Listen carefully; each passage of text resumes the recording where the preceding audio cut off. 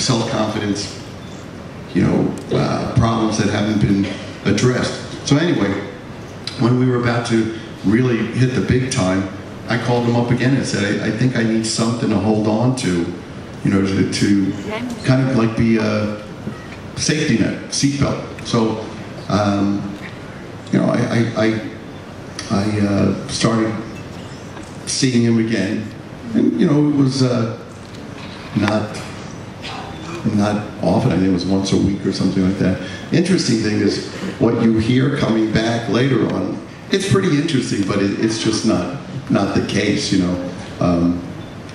I read that I was on the phone all the time with him, and I couldn't tie my shoe unless he told me that you can tie your shoe. And it's ultimately, when we saw that things were not right with our business manager, there was a lot of discrepancies and a lot of what we'll call irregularities in their handling us. We needed somebody to kind of guide us to attorneys and things like that, and he became the guy to do it.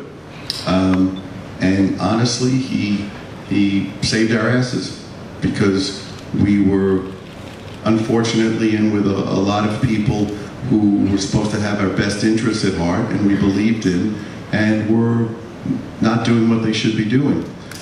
So he pretty much blew the whistle on that, and we wound up leaving that.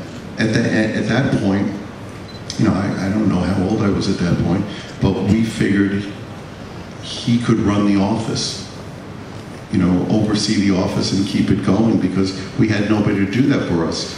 And we had been screwed by people around us, and we wanted to keep everything close to us. So he really set up a whole different way of doing things for us. The whole idea of selling history direct and painting it ourselves, invariably we'd get picked up, and we'd go upstate looking for a guitar player, and we had no place to stay.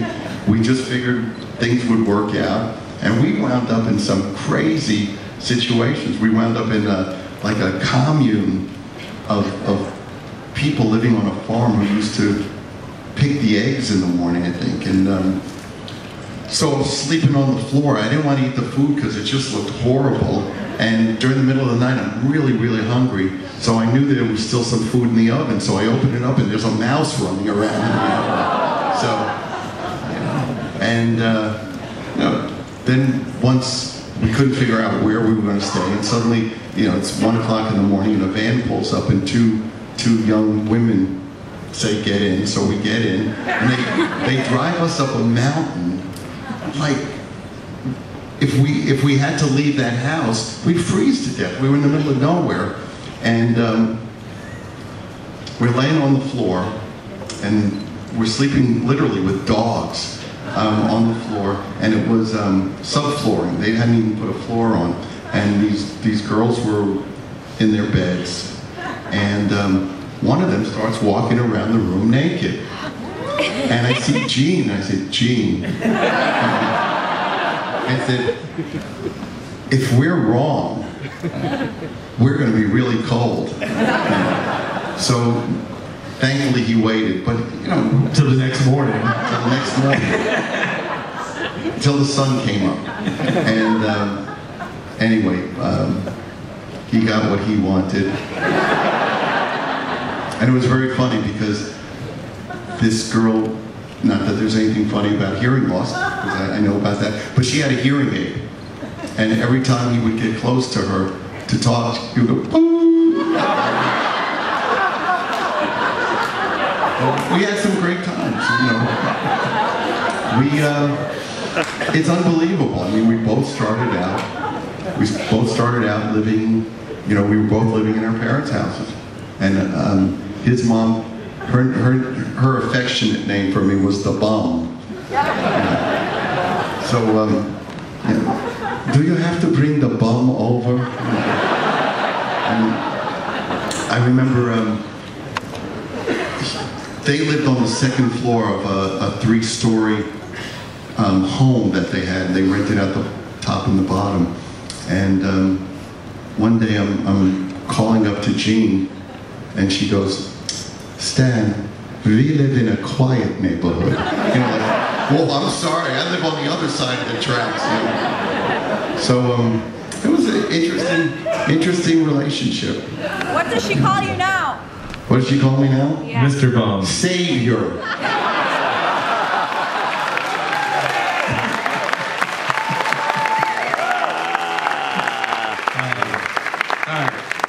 So you go to LA. So the two things about LA. The first time you came back, you said you asked God not to take it away. Yeah. Do you still ask God not to take it away? And why do you think He hasn't? You know, it's when you finally taste success, or when you finally get something or a glimpse of what you're trying to do, then the idea of losing it becomes much more frightening, because you have a glimpse, you have a taste of what it's like. So early on, once we started having some success, once we started having a little bit of money, very little. I mean, we were getting, I think, $85 a week, and feeling, you know, very lucky. We could buy things, and we had lots of young women, which made it great. Because look, I was a chubby, unpopular kid who chased girls who wanted nothing to do with me, and all of a sudden, the roles were reversed. So as soon as we had just a smidge of success, I found myself literally praying and going, God, look, now that I know how great this is, don't take it away from me. And maybe that's the incentive you need to work harder to maintain something. You don't get something by chance, and you don't keep it by chance. You get it and you keep it by working your ass off. Did you think when you were on the sailboat that day that maybe it was going to be going away? I'm sorry? The sailboat story? When you got stuck out on the catamaran, sorry. The catamaran off in LA. I think, was it LA? Off the coast of LA? The sea urchin? Hawaii, sorry. Oh, the catamaran. The catamaran when you got stuck out there. Just tell that story. You know, until the KISS cruise, I never went on a boat again. I was scared shitless. We were in Hawaii, and we were just hanging out. The band was there for a week or two. And one of the guys said, come on, let's go out on a catamaran. Now, I don't know if you read this anymore. I used to read it when I was a kid. If you were waiting in the doctor's office, you read Reader's Digest, because it was sitting there. And there was always a story about somebody who was at sea for 3 months eating turtles, you know, on a raft, and trying to catch seagulls. So I'm thinking, do I really want to get on this catamaran? And the guys are going, come on. So I get on the catamaran with our pyrotechnician. Now back then, a pyrotechnician was basically an arsonist. I mean, it wasn't somebody licensed. It was just somebody who liked to blow shit up. So it's him, and I should have known from his nickname. His nickname was Zero.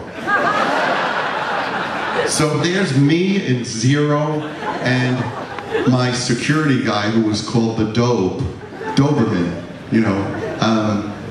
And one other guy, and we get on this catamaran, and we're heading out, and I'm thinking, this is really not a good idea. And as we're going out, another one is coming in, and they say to us, be really careful, the tides are incredible, and we couldn't get back in. So as we're going out, I start to have a panic attack. I'm looking, and the shore's getting further and further away. And I go, what the hell am I doing? So I did something really smart. I jumped off the catamaran. You know, I figured I don't want to be eating turtles, and I don't want to be trying to, you know, catch seagulls. So, jumped off the ship and tried to swim in. But being a kid from the city, I didn't realize you have to swim with the shoreline and try to go in diagonally. So I'm fighting the currents trying to go in, and I'm getting nowhere except exhausted. I'm stepping on sea urchins. A nightmare. Finally, I see some surfers, and I say to one, "Hey, you know, I'm having trouble getting in." They go, "Get the fuck out of here." So I'm watching as I'm beginning to fade because I'm getting exhausted. And meanwhile, my security guy is also in the water with me, because after I dove in and I'm here and the catamaran's going that way, I went, don't just stand there, jump in. So he jumped in, so we're both drowning. So at some point, I'm going, wow, everybody on the shore is having a great time. I can see everybody, they're playing, having a great time. I go, I'm dying out here. I'm going to die out here, and life goes on. And it's really interesting when you're in a position where you really see life coming to an end, and it doesn't affect anybody else, and you begin to realize just how unimportant you are in the world. But luckily for us, the guy who rents the catamarans on the shore had binoculars. So he came out with a boat, and they hauled us out, and you know, laying on the bottom of the motorboat, and they took us in, and I could barely walk because I had all these sea urchins in my feet. So I get up to my room, and you can try pulling them out, but they're almost like a mineral, like a stone. They're purposely like that, so you can't pull them out.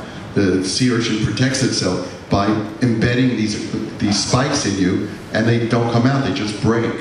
So I called down to the front desk, and I say, I stepped on a sea urchin, what do I do?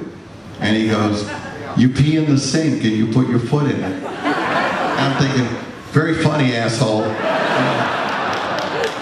As it turned out, 10 minutes later, I'm in the sink with my foot. And it worked. But that was the last time I went on a boat, until this. And this is worth it. Yeah.